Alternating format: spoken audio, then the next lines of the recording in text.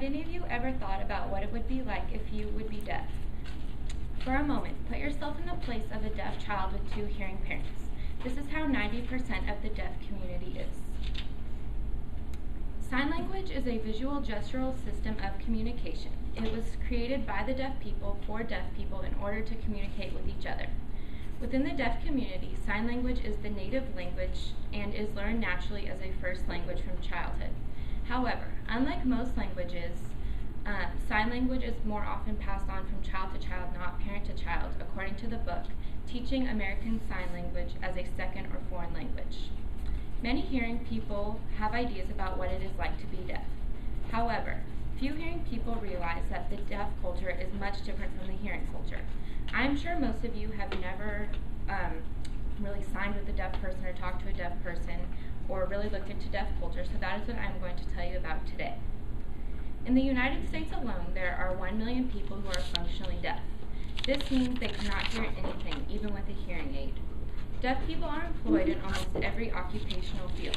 They can drive cars, buy houses, have kids, they get married, same as all hearing people.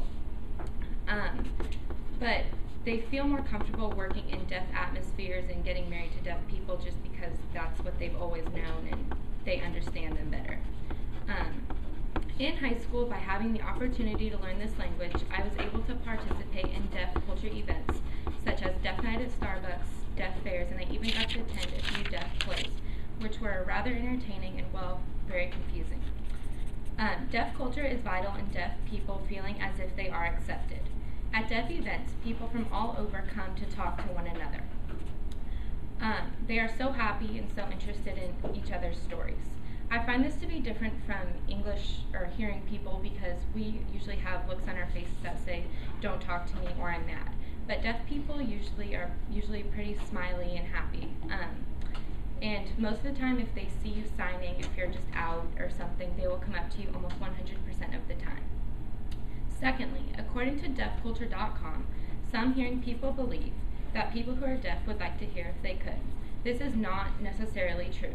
Some people do seek medical treatment for hearing loss. Some receive cochlear implants, but others don't desire to be hearing at all. I once talked with a man who said that he would like to try one day in the life of a hearing person, and that's exactly how he worded it. He wouldn't want to stay that way forever. He said hearing people judge the deaf as disabled and handicapped, and in fact they aren't at all. Thirdly, they can be famous just like hearing people. Some of you may have heard of Marlee Matlin, the famous deaf actress who has appeared on Dancing with the Stars, television shows, and movies. She has even won an Academy Award. I was personally able to meet her when she made a special appearance to my church. I was asked to interpret for her. She is the perfect example of a woman who is not ashamed to be deaf and would never trade anything in the world to be hearing. She herself said, "Silence is the last thing this world will ever hear from me." Next, have any of you ever heard of Gallaudet University in Washington, D.C.? It is a school for the deaf and hard of hearing. As the book, Linguistics of American Sign Language said, Gallaudet University is the world's only university in which all programs and services are able to accommodate the deaf. It was founded in 1864, and hearing people can go there also. It's just more to accommodate the deaf. Deaf people also don't want hearing people feeling bad for them. They can do everything we can do. As some deaf people put it, we live in the same world you do, it's just silent all the time. At least they never have to worry about it being too noisy to fall asleep. Lastly, I would like to tell you about a movie about a deaf ranch in Mexico. Rancho Sordomudo was founded by a man named Ed Everett. He originally went to Mexico to help serve the poor. While he was gone, his son became ill and became deaf. His family had to learn American Sign Language, and this was now their main form of communication. This made Ed think about how there was nothing for the poor deaf children in Mexico. He returned with his family and started a deaf ranch. After many tragedies at first, such as the ranch burning down with many children, not the children burning, but with many children already there, he finally got it up and running, and it is still standing today, and it is a great place.